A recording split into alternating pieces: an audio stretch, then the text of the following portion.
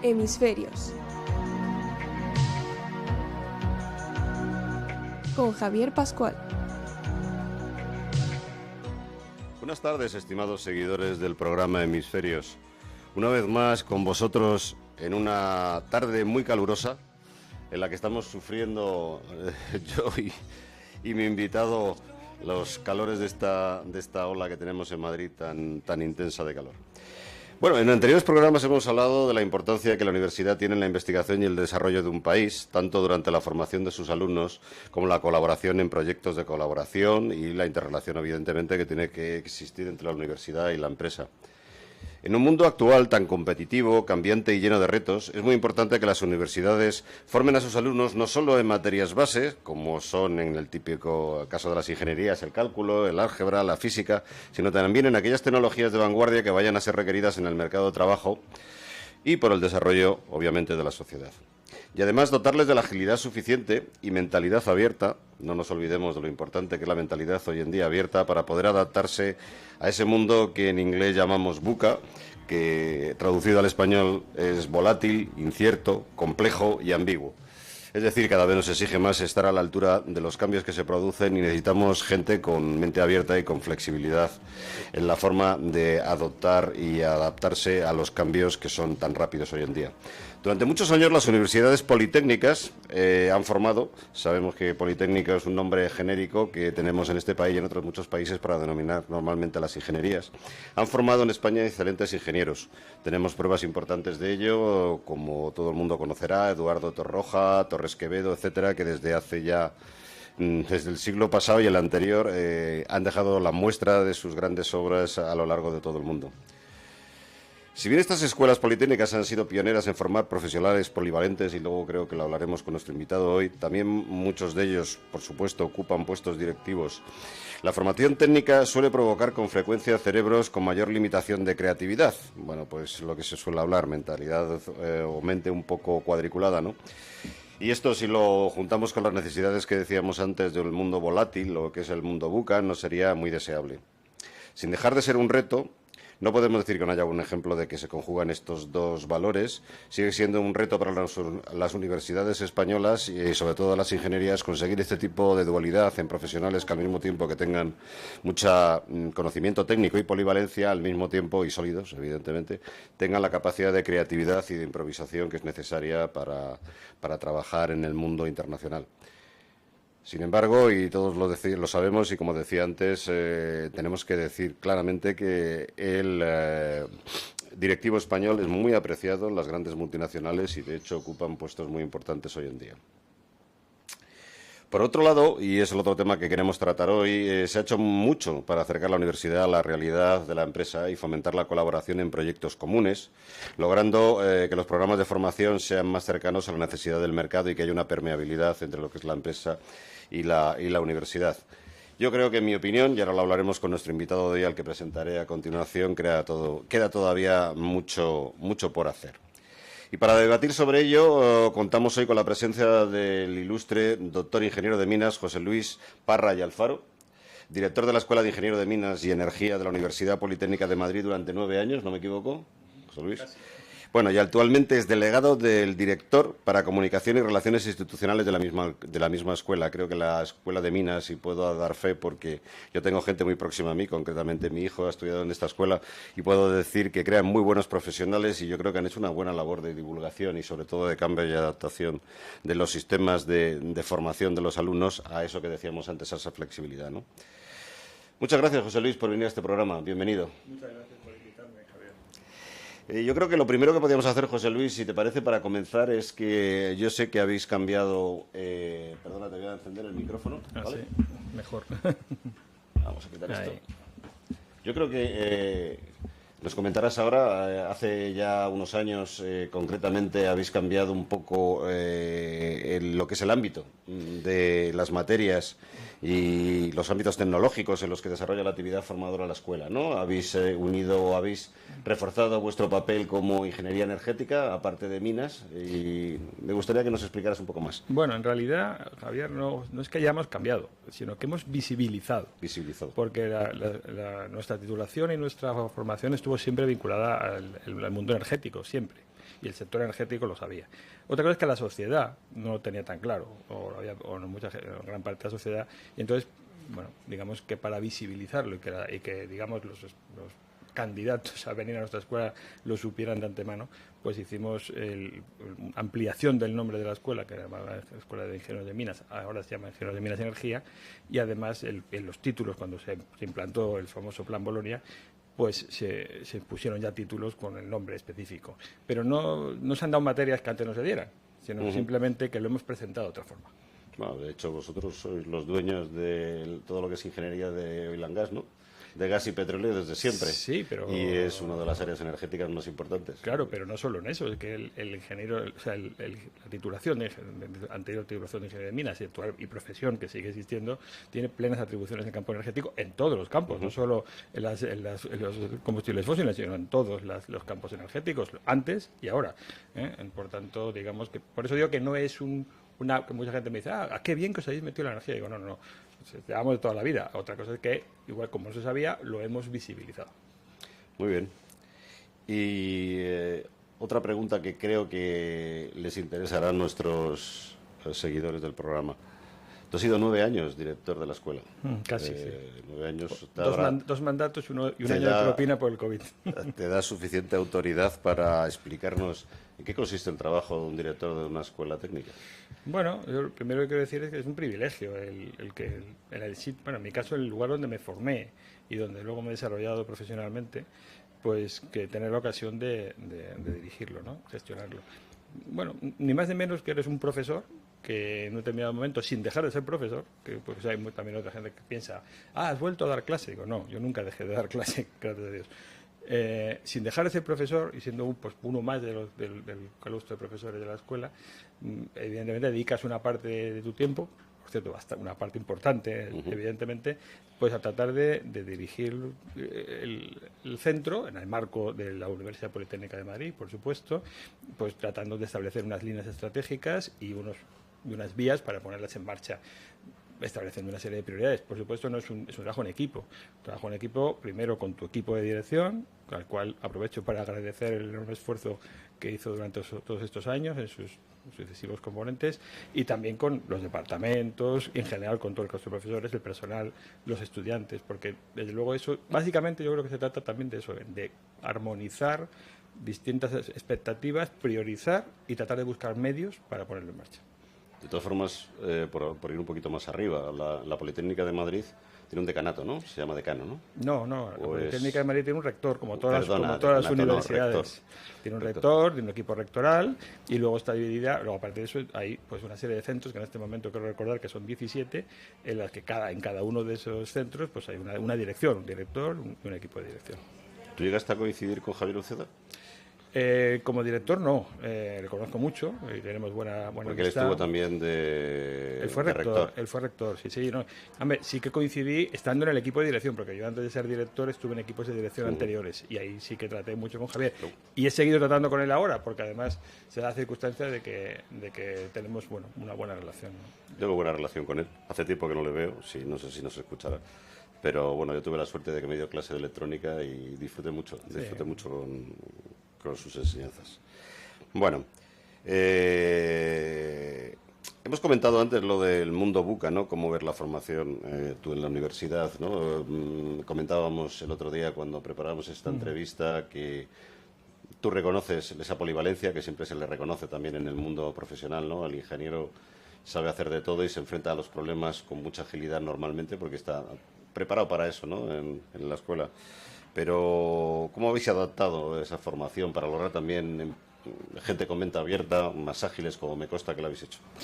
Bueno, lo primero que quisiera decir es que, como tú ya has comentado antes, ¿no? El ingeniero español, desde hace mucho tiempo, y lo sigue siendo, en mi opinión, es muy reconocido precisamente, entre otras cosas, por su versatilidad. Que eso me parece importante, precisamente porque en ese mundo que estabas comentando, Buca, pues precisamente lo que se requiere son personas con capacidad de adaptación, que tengan una formación amplia que les permita no tener miedo a enfrentarse a retos, capacidad de aprender rápidamente, Y eso yo creo que la formación que se da yo creo que no solamente en nuestra escuela, sino en nuestra universidad en general lo permite. Y eso hace que, yo de hecho, por ejemplo, cuando tenemos la típica pregunta que te hace un estudiante, ay, antes era qué especialidad elige, ahora qué grado elijo o qué máster elijo. Pues digo, pues elige el que te apetezca, el que te guste, donde seas más feliz, porque ahí darás más rendimiento. Porque al final vas a trabajar en eso o en otra cosa, porque no sabemos dónde vas a trabajar. Por ejemplo, en nuestro caso, nosotros básicamente cubrimos 4 áreas, ¿no?, tecnológicas principales, que serían la energía, la minería, la metalurgia de materiales y la geología aplicada, y más, también los temas medioambientales, etcétera. Y conozco infinidad de casos de personas que hacen una rama energética, acaban trabajando en materiales, que hacen una rama de geología, acaban trabajando en minería, etcétera.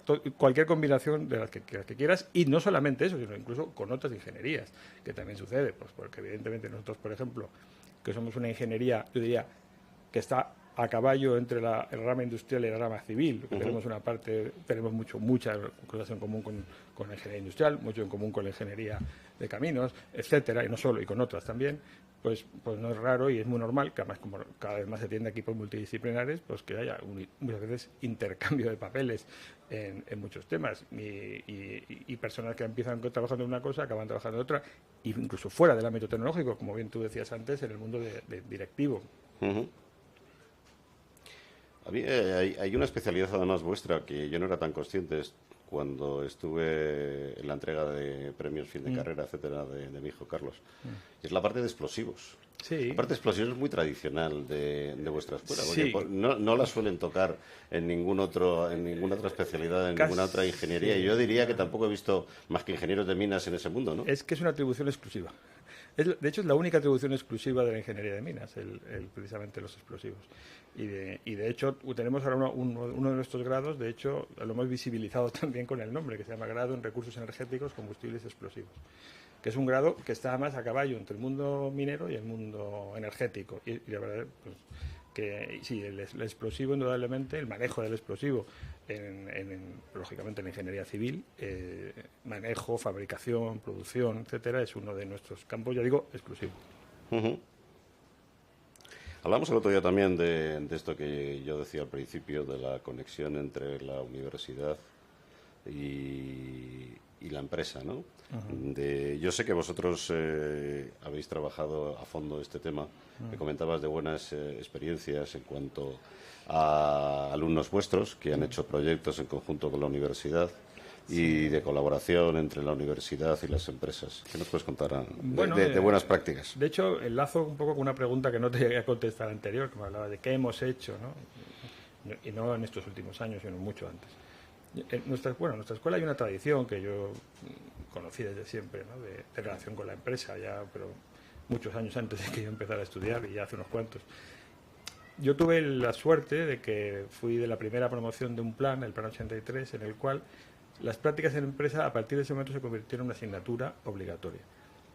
Eso que ahora la palabra obligatoria suena mal, pero en este caso esto es algo muy positivo, porque que se convierta en una asignatura obligatoria quiere decir que la práctica en empresa es evaluable, que se va a evaluar, se va a controlar que en efecto sea una verdadera práctica formativa y no se convierta en otra cosa, y que además pues venga lógicamente orientada hacia el campo específico que se trata. Y entonces eso, porque estamos hablando de hace 30 y tantos años, pues lo seguimos haciendo. Y aunque ahora se habla mucho de prácticas, no son tanto los centros, yo diría bastante pocos, que tienen las prácticas de esa manera, porque evidentemente eso implica pues el compromiso de que el centro tiene que ayudar al estudiante a conseguir sus prácticas, porque ningún estudiante puede acabar la carrera si no hace esas prácticas. Entonces asumimos ese compromiso, que me acuerdo que cuando estábamos haciendo los planes de estudio de Bolonia, que me tocó a mí como jefe de estudios en aquel momento coordinar ese proceso, pues me decía, es que te complicas la vida, porque os complicáis la vida, es que entonces tenéis que buscar prácticas a todos. Digo, ya, pero lo llevamos haciendo 30 años y lo queremos seguir haciendo. Y ha seguido funcionando. Entonces, yo, por ejemplo, ese ha sido uno de los temas que además, y aprovecho también para reivindicar la figura de nuestro profesor de práctica, el profesor Javier García Delgado, que lleva haciendo durante mucho tiempo una labor extraordinaria y la sigue haciendo. Quiero comentar además cómo se hace eso, porque no es que la escuela asigne estudiantes a prácticas, o sea, ni al estudiante se le manda a un sitio ni a la empresa se le obliga, sino que es un proceso competitivo por ambas partes. Es decir, las empresas ofertan perfiles en prácticas que se difunden a todos los estudiantes que quieran hacer prácticas ese año, los estudiantes se presentan a las que les interesan y entre los que se presentan las empresas eligen a los que les interesan. Es un proceso iterativo, evidentemente. Que casi como el que va a haber después en el mercado de trabajo. Exactamente. De hecho, nosotros diseñamos el plan de estudios de manera que las prácticas, esas prácticas curriculares y obligatorias, se hacen en el último semestre de la titulación. De forma que, en la medida de lo posible, se busca que esas prácticas enlacen con el trabajo fin de grado y, en muchos casos, sí, puede ser, es el comienzo del mundo laboral, porque muchas veces se contrata a esas personas. No siempre, pero sí en muchas ocasiones. Bueno, explícanos ahora cómo es el Plan Bolonia, por si nos está escuchando alguien y conseguimos una nueva vocación para la Escuela de Ingeniería. El Bolonia ahora ya no son 5 años, sino que son 4 años, ¿no? Bueno, son 4 años la titulación de grado. Titulación de grado, y se hace un TFG, ¿no? Al terminar el grado hay que hacer un TFG, claro, un trabajo fin de grado, y eso es una titulación, digamos, que profesionalmente equivale a lo que antes era un ingeniero técnico, ¿no? ¿Puedes firmar proyectos? No. Sí, se puede firmar proyectos en el ámbito de tu especialidad. Claro, la diferencia es que un grado nosotros tenemos 4, ¿no? Bueno, grado de Ingeniería en Energía, grado en Ingeniería en Recursos Energéticos, Combustibles Explosivos, grado en Ingeniería Geológica y grado en Ingeniería en Tecnología Minera, que a su vez tiene dos ramas, ¿no? El itinerario, que se llama de exploración de minas, y de metalurgia y mineralurgia.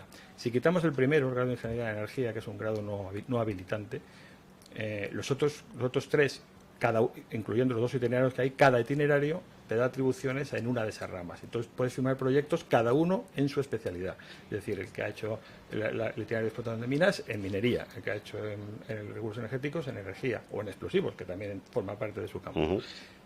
Ahora, la diferencia es que si luego haces el máster habilitante, que son 2 años, 2 años más. El máster habilitante que te da las atribuciones de ingeniero de minas. Y entonces ahí es donde tienes atribuciones plenas en las 4 ramas. O sea, en energía, en minería, en metalurgia, en materiales y en geología aplicada, ingeniería geológica. Muy interesante, no desconocía ese tema de que yo pensaba que con grado no se podía firmar proyectos. Sí. Sí en el área en la que estás especializado. Como los ingenieros técnicos anteriores, es exactamente igual. Pero evidentemente es limitado ese campo. De otra manera tienes abierto el campo completo. ¿En tu opinión, Bolonia ha venido a reforzar la enseñanza o, en este caso, la de la Politécnica, o ha mejorado algo?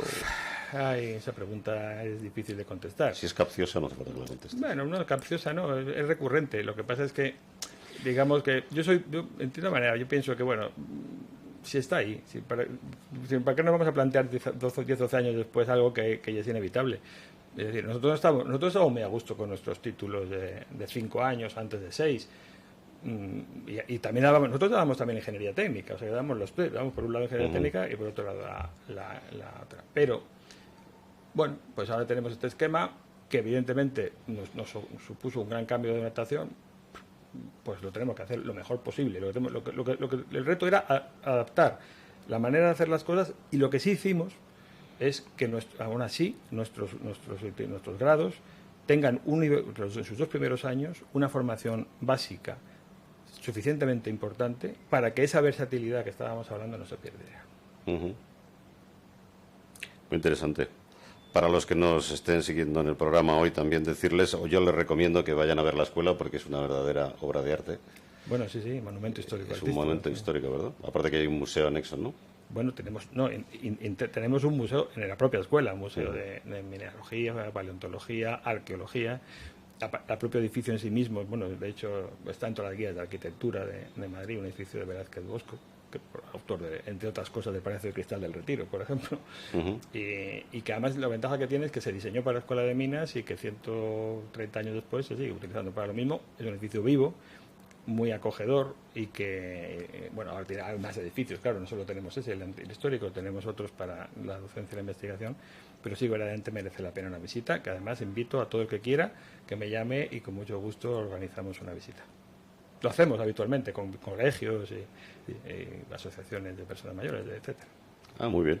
Sí, ¿no? De hecho, tenemos colaboraciones habituales con el ayuntamiento, participamos en programas como Madrid Otra Mirada, Open House, para bueno, pues mostrar nuestra arquitectura, la historia. Nos encanta mostrar lo que somos y darnos a conocer a la sociedad, porque somos una universidad pública y eso también forma parte de nuestro cometido, ¿eh? No solamente formar ingenieros, también apoyar la vida cultural de Este es un factor, yo creo, diferencial que he observado en vuestra escuela.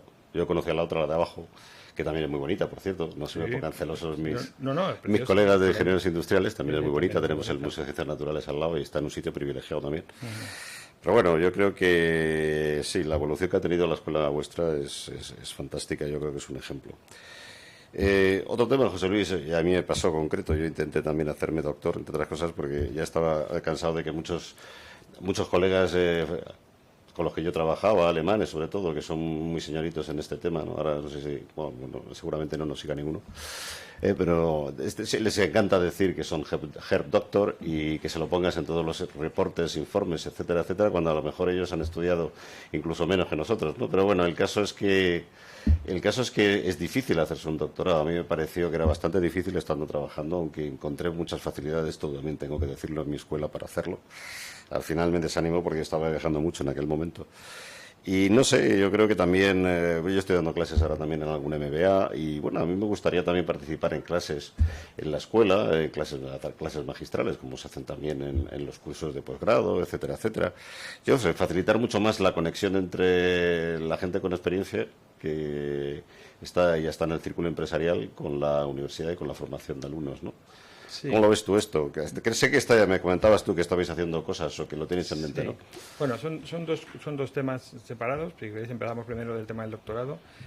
Bueno, no me extraña lo que me dices de los alemanes. En Alemania el título de doctor está bien reconocido también en el ámbito privado, cosa que en mi opinión en España no.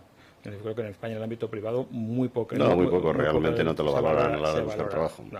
No se valora. Es un tema personal. Claro, el doctorado aquí en España se valora pues, para la universidad y para los centros de investigación, ¿no? Que se valore, que es imprescindible. El doctorado verdaderamente, tal y como está ahora diseñado, es un doctorado pues, que se pretende que tenga una investigación de alto nivel, que precisa de publicaciones de alto nivel antes de poder leer la tesis. Verdaderamente es difícil que lo pueda hacer una persona que está trabajando con un alto rendimiento. O sea que es complicado. Lógicamente está pensado más para eso. Hay una figura que es el doctorado industrial, que es reciente, que es interesante, pero está pensada más para que las empresas privadas se animen a colaborar en la formación de jóvenes titulados que cuando terminen el doctorado se incorporen a sus programas de I+D+I dentro de la empresa. Es interesante, pero está orientado a ese perfil, no tanto al profesional senior, vamos a decir, que quiere hacer un doctorado. Entonces, quizá no me parecería mal, desde luego, que se estableciera otra manera de hacer doctorados para personas, pero yo creo que eso también requeriría, o sea, hacerlo de una manera personalista es complicado. Yo creo que sería importante que la empresa en la que estuvieras trabajando te apoyara y se quisiera implicar en ese doctorado. De esa manera quizás se podría plantear. Sí, pero fíjate, por ejemplo, que las empresas, bueno, yo lo he hecho, de hecho, cuando estaba en la empresa, estamos fomentando que los chicos que son jóvenes con potencial en las empresas vayan a hacer sus MBAs. Al final son cursos caros, es un año entero de trabajo, los viernes, los sábados, como tú bien sabes, etcétera, etcétera. Pero bueno, es lo que se lleva. No hay mucho interés por la universidad. Debería de lograr también que al final el título de doctorado se considerase como se considera en otros países, porque además, bueno, es un título homologable, digo yo, también a nivel europeo, que te estás codeando con otro tipo de profesionales que a lo mejor sí que tienen el doctorado, porque en otros países se está haciendo de otra forma, ¿no? Ya, yo sinceramente, yo creo que no es un tema tanto de la universidad, que yo creo que primero la universidad está cumpliendo la normativa que le viene impuesta, o sea yo creo que además la que yo conozco, yo creo que se está haciendo razonablemente bien, es decir, con rigor, y formando doctores que tienen capacidad investigadora, que es lo que tiene que tener un doctor. Yo lo que creo que quizás se requiere también es un cambio de mentalidad a nivel social, tanto posiblemente pues, que se favorezca desde el ámbito, vamos a decir, administrativo, de la gestión política, vamos a decir, y que también la empresa asuma también que para los programas de I+D+I en innovación un doctorado puede ser una persona con doctorado puede ser una persona útil e interesante. Entonces, no me consta que hay empresas que lo valoran, pero ahí también hay que avanzar. Yo creo que va un poco por ahí. Y yo creo que, si me permites, que entre a la otra pregunta que me hiciste, porque era otra cuestión distinta, ¿no? Me decías el tema de la participación de personas profesionales en la formación, ¿no? En el que yo creo que en ingeniería es algo fundamental, por supuesto. Yo creo que, primero quiero decir que existe una figura que posiblemente se conozca, que es la figura del profesor asociado. El profesor asociado es un profesional que dedica unas horas. El profesor asociado no hace investigación en la universidad, solo hace docencia específica en su campo profesional. Y de hecho, a la hora de elegir profesores asociados, que son contratos generalmente anuales, renovables, pues lo que más prima, o sea, lo que más se valora es el perfil profesional sobre otros méritos. Esto, por supuesto, cuando se diseña y correctamente la figura del profesor asociado. Ya sé que hay mucha gente que dice, bueno, pero eso se pervierte, entonces se utiliza para otras cosas. Bueno, no digo que ha sucedido en algunos casos, no digo que no, pero yo, por ejemplo, en nuestra escuela, yo diría que la práctica totalidad de nuestros profesores asociados son profesionales que imparten docencia en su especialidad. Pero aún así, eso pues muchas veces no es suficiente. No es suficiente porque, por ejemplo, nuestra escuela tiene un déficit de profesorado. Entonces tenemos verdaderamente, nosotros hemos crecido bastante en estudiantes en los últimos años a raíz de la implantación del Plan Bolonia, y por los temas de la crisis económica hemos disminuido sensiblemente la capacidad docente, el número de profesores, ¿no? Por tanto, evidentemente, claro, el profesor asociado tiene una capacidad de docencia limitada y claro, también hay que fomentar la entrada de profesionales jóvenes como profesores de plantilla, que últimamente se está haciendo, pero durante unos años no lo hemos tenido. Entonces, ¿qué estamos haciendo, me decías, para paliar un poco ese déficit de profesionales? Nosotros, pues estamos tratando de fomentar una figura que, existe en la universidad, lo que se llama... Una pregunta antes. Profesor asociado, ¿cómo al final los profesionales cómo entran en contacto con la escuela o cómo se eligen? ¿Son convocatorias? Son convocatorias. Cuando tú sacas una plaza de profesor asociado, pues en tal perfil, un perfil para impartir docencia, pues yo sé, en motores o en combustibles o en explotación de subterránea o en diseño de taludes, cualquier campo de los que podamos tener. Y entonces se sale en una plaza de concurso, se publica en la página web de la universidad y quien quiera se presenta. Y luego después hay un tribunal que evalúa méritos. Ya digo que en el caso de los asociados la experiencia profesional es el mérito que más peso tiene. Lógico. Y entonces pues se elige en principio pues la persona, como es lógico, que tenga mayores méritos. Y eso además, normalmente los profesores asociados se suelen contratar año a año, a veces suelen ser contratos de 3 años, pero que se evalúan cada año normalmente, y digamos que nadie tiene la plaza asegurada más allá de ese tiempo. Es decir, si viene otro mejor, pues en principio podría entrar en su lugar, ¿no? O sea que, esa plaza existe, esa figura existe, pero quería comentar lo otro, que no sé si es ahora o vamos a hacer una pausa. Sí, no. Pues. No, el otro tema que comentaba que como nos interesa mucho que esa colaboración con la universidad que comentabas antes, existe, por ejemplo, por un lado existe la figura de lo que llamamos las cátedras empresa, que existen en muchos sitios, ¿no? Pero que nosotros también ahí las implantamos hace muchos años, casi 30. ¿Qué es una cátedra? Una cátedra empresa es un acuerdo estable entre una empresa y la universidad, normalmente vinculada a un centro, en el cual es algo muy abierto, es decir, porque apoyo a docencia, apoyo a investigación, apoyo a innovación, etcétera. Pero hay cátedras con un perfil más investigador, más innovador o más de refuerzo de docencia aplicada. Y entonces, la verdad es que nosotros tenemos algunas cátedras que llevan más de 20 años funcionando de forma ininterrumpida y con bastante éxito. Y entonces eso permite que los estudiantes hagan, por ejemplo, aparte de apoyo a la docencia que un poco estábamos comentando, pues se organizan igual cursos, seminarios que en su mayor parte son impartidos por profesionales de la empresa, sobre temas específicos que además cada año pueden ir variando en función de la evolución tecnológica, porque claro, lógicamente esa cátedra que lleva 20 años no da lo mismo ahora que hace 20 años, evidentemente cambia mucho, y que En algunos casos se pueden considerar, algunos de esos cursos se pueden considerar lo que se llama si así lo considera la comisión académica, una actividad acreditable. Entonces eso permite que el estudiante obtenga pues algún crédito, uno o dos, depende de la duración de ese curso, porque en todas las titulaciones hay un mínimo, unos 6, al menos 6 créditos de actividades acreditables, ¿no?, que se pueden cubrir de determinadas maneras. Esta es una de ellas. Y la verdad es que nuestra escuela tiene bastante éxito, los estudiantes se suelen interesar bastante, cada uno en función de su perfil. Entonces, esa es una manera de que los profesionales puedan venir a dar una formación específica. ¿Y acuerdos con muchas empresas en ese sentido? Pues bueno, vamos desarrollándolas en este momento. La verdad es que en este momento nosotros tenemos unas como 6 o 7 más o menos.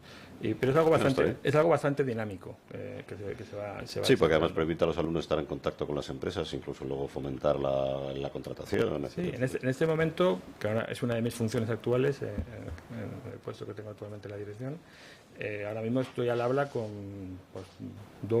3 o 4 empresas interesadas en tal vez estudiar la posibilidad de abrir una cátedra. Bueno, la verdad es que es algo que personalmente nos ha ido bien y que los estudiantes lo reciben bien, y yo creo que ha dado buen resultado. Muy interesante, José Luis. Pues si te parece, entramos ahora mismo en el corte de publicidad y volvemos luego. Estupendo. JUN 76. Rapidez y eficacia. Todo tipo de obras y proyectos, peritaciones, dirección de obras, informes y valoraciones. Somos especialistas en edificación, urbanización, obra industrial, rehabilitación y todo tipo de reformas en su hogar o local. JUN 76, una empresa familiar a su servicio. Conózcanos en www.jun76.es, www.jhun76.es. La calidad nos avala, el trato nos distingue. Tate, ¿no estás cansado de que se te empañen las gafas? Pues sí, la verdad es que sí. Pues ¿sabes quién tiene la solución? ¿Quién? Gafas Policía. Y es que fabrican lentes GP Pro con tecnología antibao, ideales para llevar con la mascarilla y que no se te empañen. Disponibles en modelos exclusivos para Guardia Civil, Policía Nacional, Policía Local, Legión y también con su propia marca Gafas Policía. Además, son los primeros en fabricar gafas personalizadas con la uniformidad de cada cuerpo y sobre todo cumplen con todas las calidades. Además, disponen de autorización oficial para el uso de la marca Guardia Civil. Aptas para todos los públicos. Puedes comprarlas aunque no seas policía o militar. Entra ya en gafaspolicia.com y descubre todos sus modelos.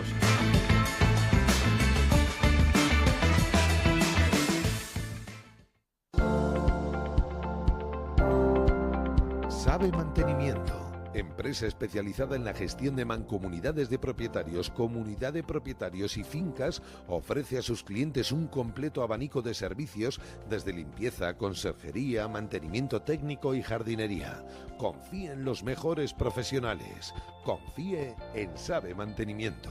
Contáctenos a través del 911-927086 o a través de www.sabemantenimiento.com o por correo electrónico a través de info@sabemantenimiento.com. Sabe Mantenimiento, su empresa integral de servicios.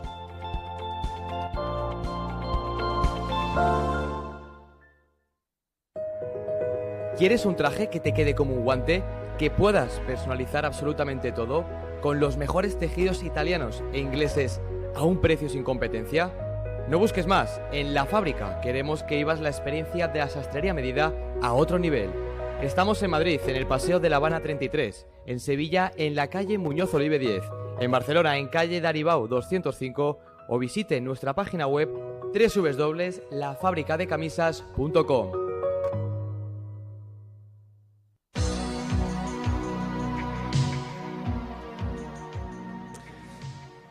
José Luis, seguimos con esta interesante entrevista sobre tu área de experiencia. Y a mí me gustaría, a mí la verdad es que lo primero que me gustaría decir para los que nos están siguiendo es que España realmente ha sido y sigue siendo, y yo creo que ahora con la subida del precio de las materias primas, ha sido un país de minería extractiva.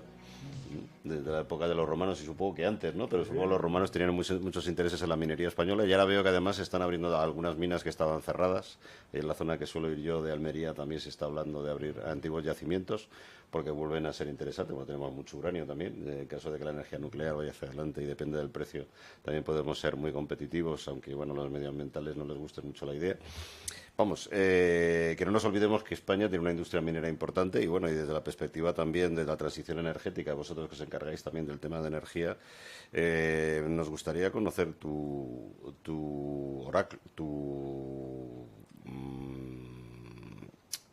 opinión o proyección de futuro. ¿Cómo ves las demandas del mercado en este sentido? ¿Qué nos va a deparar? Bueno, pues hay una cosa que está clara, es decir, primero, y que esas cosas me parece que conviene saberlas, la transición energética, que es ineludible y que todos sabemos que es un camino que tenemos que recorrer, nos lleva vamos, todas las proyecciones, cualquier estudio que se haga, requiere el uso de energías renovables, el almacenamiento eléctrico, por supuesto la movilidad eléctrica, requiere de un consumo de materias primas minerales muy importante, mucho más mayor que el actual, sobre todo en determinadas sustancias metálicas, pues cobre, pues muchos de esos los que llamamos tierras raras y otros tipos de elementos y minerales, porque así lo requieren las tecnologías que estamos manejando, el litio, el cobalto, etcétera. El silicio, ¿no? Para las placas solares, que queremos tener muchas más placas solares. También. Y entonces eso es un hecho. Entonces, bueno, pues evidentemente, si que vamos por esa línea, pues eso tenemos que tener claro que tiene que ser así. Segundo, ¿eso se puede extraer en cualquier sitio? Pues, bueno, primero, los minerales están donde están, porque eso es un hecho que es así. Segundo, estamos viendo ahora, y ahora mismo pues lo dice, vamos, los estudios de la Comisión Europea, no me lo estoy inventando yo, que hay que reducir Europa tiene que reducir su dependencia estratégica del exterior, porque durante una serie de años pues Europa apostó como por olvidar ese tema, pero ya hace tiempo, ya hace unos cuantos años, que se dio cuenta de que tenía que cambiar, y ahora de una manera acelerada, ahí se puso en marcha la Iniciativa Europea de Materias Primas y tal, para tratar de fomentar que se volviera a explotar recursos minerales en Europa, y también, lógicamente, no de cualquier manera, sino pues de una manera sostenible, hacer posible desarrollando toda la cadena de valor dentro de la propia nación o dentro de la Unión, por supuesto fomentando el reciclado y la reutilización, la llamada economía circular, que por supuesto también es otro camino el que tenemos que ir.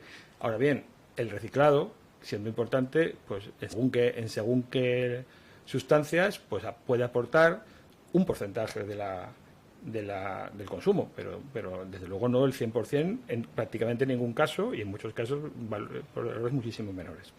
En ese sentido, España es uno de los países europeos con mayor potencial de desarrollo minero, yo diría que junto con los escandinavos, y hay muchísimos proyectos de posible desarrollo minero. Muchos son, en efecto, como has dicho, explotaciones antiguas que se explotaron en el pasado. También es verdad que ahora se están planteando abrir explotaciones antiguas, pero igual no para explotar el mismo recurso, sino otros. Porque, claro, en un yacimiento mineral hay una paraje mineral en la que hay muchas veces varias sustancias. Entonces, por supuesto que España tiene... Otra cosa es que queramos ir digamos, como nación, queramos ir por esa vía, pero claro que tiene un potencial importante en el tema de explotación de recursos minerales en general, tanto metálicos como no metálicos. También se desconoce que somos importantes productores mundiales de algunas sustancias, como por ejemplo el estroncio, que somos líderes mundiales, o el sulfato sódico, o la sepiolita, etcétera. Podríamos, no voy a enrollar con cuestiones muy técnicas, ¿no? Pero es así, y somos en roca ornamental, en cerámica, materiales cerámicos, somos líderes a nivel mundial de los países con mayor... Y tecnología, no solamente explotación de recursos, sino tecnología, transformación. Y empresas que tienen proyección internacional implantadas en decenas de países, o empresas españolas de tecnología, por ejemplo, cerámica, por poner un ejemplo, ¿no? Entonces, eso indudablemente es un hecho. Y en el tema energético, pues evidentemente, para cualquiera de las aplicaciones energéticas que llevan a la transición energética, pues se va a necesitar eso. Porque creo que es evidente, la energía eólica requiere desde toda la propia estructura de los aerogeneradores, su asentamiento en el terreno, etcétera, más luego está y luego por supuesto todo lo que es la conexión eléctrica, todo lo que es las líneas de transporte, etcétera, ¿no? Y así con cualquiera de las tecnologías, sin olvidarnos de que además hay una serie de lo que se llaman energías de transición. Ahora se habla mucho del gas, después ahora por lo de la guerra, porque antes yo oía por ahí, no, es que el gas no hay que apostar por él porque eso, como es un combustible fósil, sí, pero tenemos que tener claro que durante un tiempo, que además no es corto, como estamos viendo ahora, estamos dándonos cuenta que es así, pues si no se utilizan esos recursos. Entonces, por ejemplo, aquí en España tendríamos potencial también de producción de gas. Tenemos una producción de gas ahora mismo ínfima. Podríamos producir bastante más si se pudiera explotar, si se pudiera explorar y explotar. Ahora mismo, en este momento no se puede. Sí, recuerdo, por ejemplo, de Canarias que desistió al final Repsol, ¿no? Sí, sí. Que estuvieron haciendo exploraciones, pero ahí hay una bolsa importante, ¿no? Ahí parecía que sí que la había. Pero en la corrida cantábrica hay un potencial importante pues, posiblemente de gas, pero ahora mismo no se puede ni explorar, está prohibido por ley. Entonces, bueno, pero claro, si estamos consumiendo gas, ¿por qué no lo podemos producir? Personalmente, si garantizamos que lo vamos a producir en condiciones correctas de seguridad, de sostenibilidad, con cuidado del medio ambiente, como en España no se puede hacer de otra manera, porque la legislación es extremadamente exigente y debe serlo. Yo creo que el tema de seguridad de España es un ejemplo, siempre lo digo, las nucleares españolas no dan grandes problemas, por mucho que se las quiera acusar. Y tenemos unas estaciones de regasificación, bueno, de hecho ahora ya sabemos que es el país con más regasificadoras de Europa. Y bueno, las descargas de metano en los barcos, hay una serie de plazos críticos, no ya solo durante el transporte, sino cuando se hace la descarga del gas. Y bueno, no vemos nunca ni siquiera incidentes cercanos de accidente, ¿no? No se oyen, ¿no? Y no es porque se silencien, es porque no lo saben. Claro, pero es que aparte hay otra cuestión, es decir, ahora que se habla, y se debe hablar, ¿no? de huella de carbono y de impacto global, en medioambiental, no a nivel local, sino a nivel mundial, el hecho de mover enormes cantidades de recursos, por ejemplo gas, pues evidentemente tiene un impacto ambiental. Mientras que si los traes cerca de donde lo consumes, el impacto ambiental es menor. O sea, eso es aplicable a cualquier producto. Entonces, pues sinceramente, personalmente, opino que eso sería y generaría empleo, porque genera empleo tanto en la prospección como en la explotación, independencia como en el económica. uso. O sea, la España vaciada, pues hombre, muchos de los yacimientos normalmente no están en la Castellana, normalmente están en otros sitios. Hombre, en Madrid tenemos un yacimiento importantísimo en el casco urbano, que eso mucha gente no lo sabe.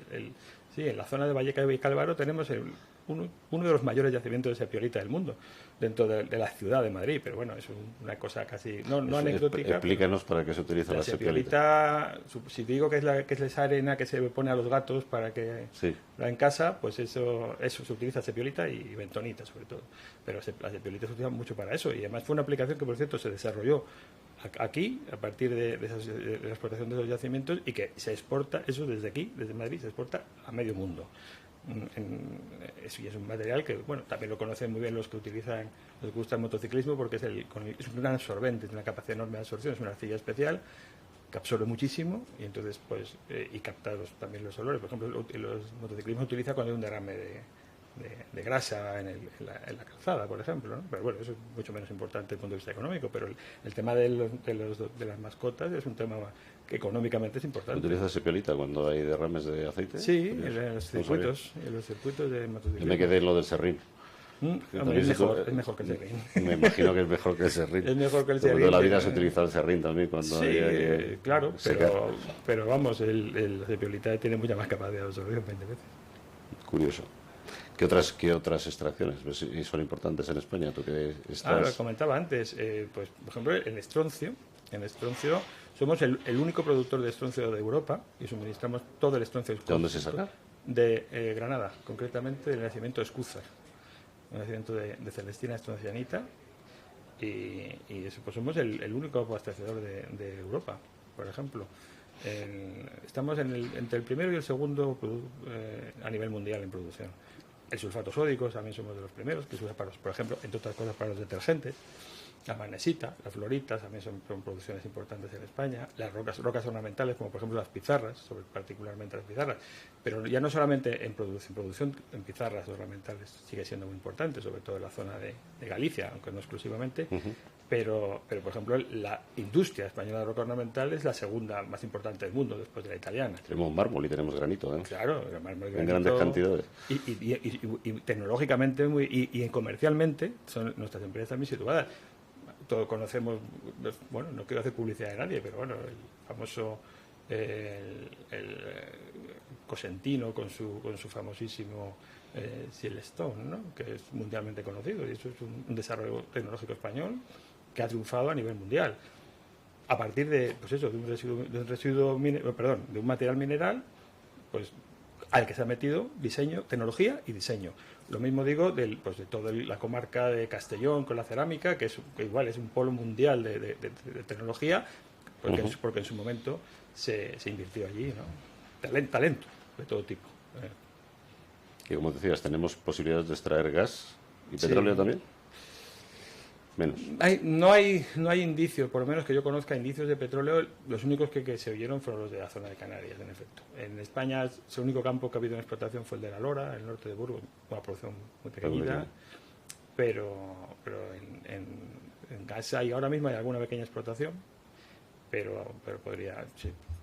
Hay indicios de que sí, lo que pasa es que se requeriría poder seguirlo estudiando, que ahora mismo ni se puede. Supongo que el tema de la explotación minera, porque España además es de los más importantes de Europa, está relacionado con otro fenómeno que a mí siempre me gusta comentar a la gente que viene de Europa, a los extranjeros, y es que España es el país con más montañas de Europa, porque salvo los Alpes... Después de Suiza, sí, bueno, pero Suiza tiene compartidos los Alpes y a partir de ahí todo es plano, ¿eh?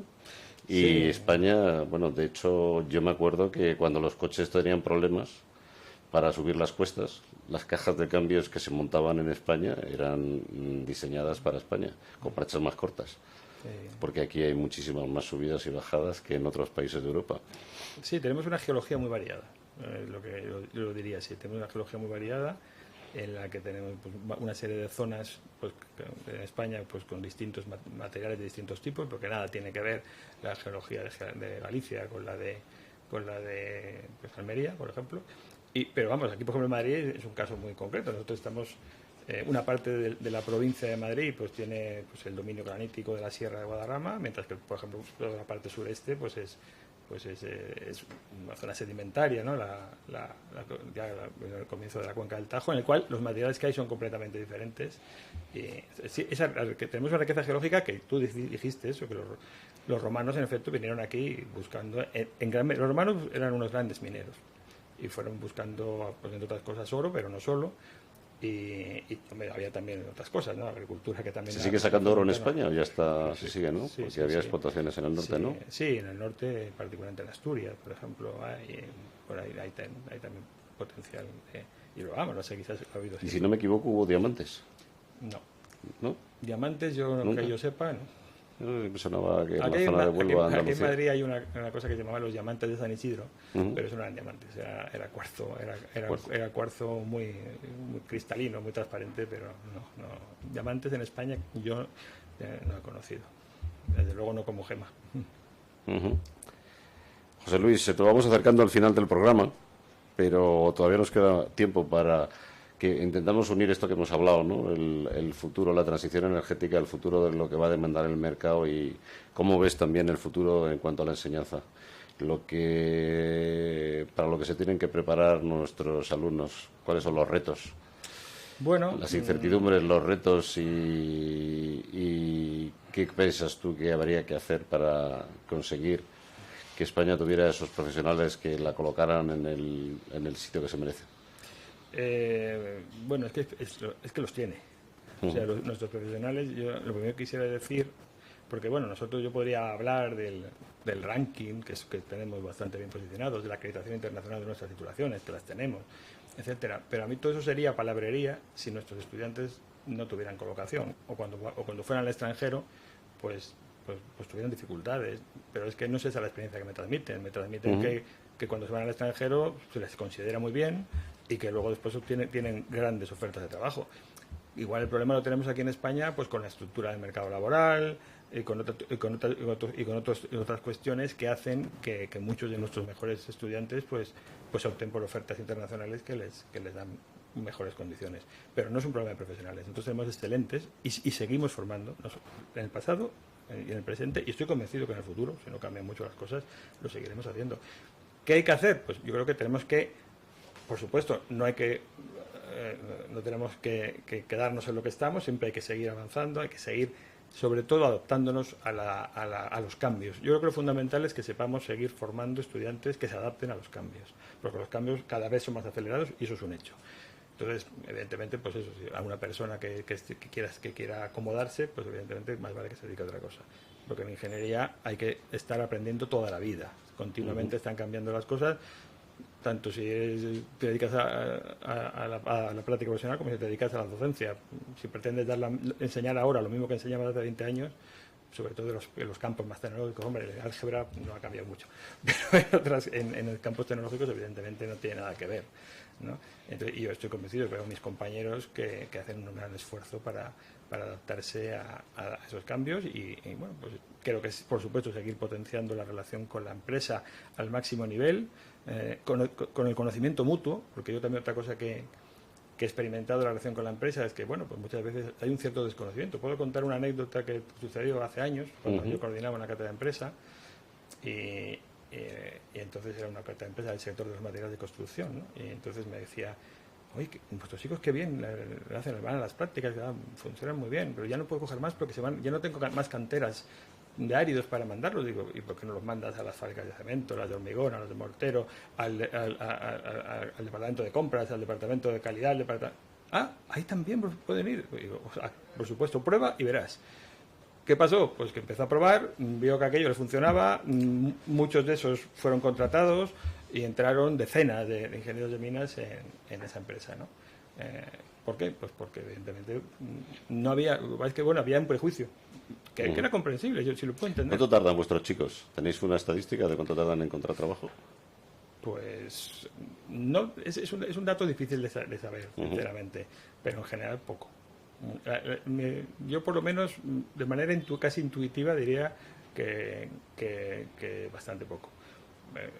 Depende también luego depende de las expectativas, de las circunstancias personales, claro, de las limitaciones que pongas, pero en general la gran mayoría de los estudiantes, los egresados que yo conozco están trabajando. Yo detecto ahora, yo creo que estarás de acuerdo, que además está habiendo más demanda y más movimiento en el mercado, ¿no? Después a pesar de la crisis y a pesar de lo que hemos vivido también, o como consecuencia de la pandemia, que ha ralentizado mucho la economía, yo creo que ahora se está reactivando mucho ahora la demanda de profesionales. Esa impresión tengo yo también, sí. ¿Cuántos salen por promoción? Pues nosotros más o menos estamos entre grado y máster estamos sacando unos 200 y pico el año, más o menos, cerca de 300. Son muchos. Bastantes. ¿Y cuántas escuelas hay en España ahora? ¿De minas y energía? Sí. Pues ahora mismo 13. Hay más de las que yo pensaba. Sí. Hombre, también digo que en número pues hay diferencia, ¿no? En número de egresados hay diferencias. Muy bien.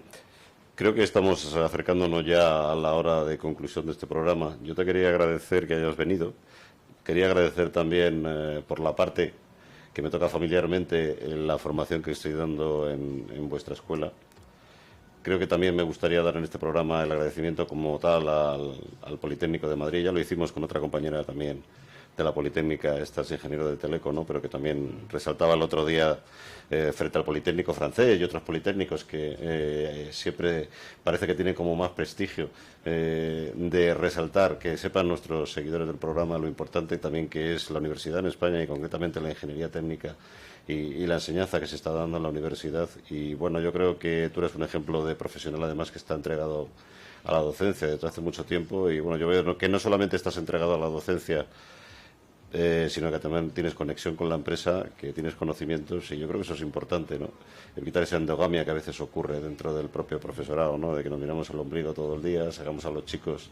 Yo creo que ahí todavía yo recomendaría que hay muchas cosas que hacer, esa es mi opinión, a la hora de fomentar ese intercambio entre empresa y universidad, lo que tú nos has comentado antes de las cátedras de empresa, etcétera, etcétera.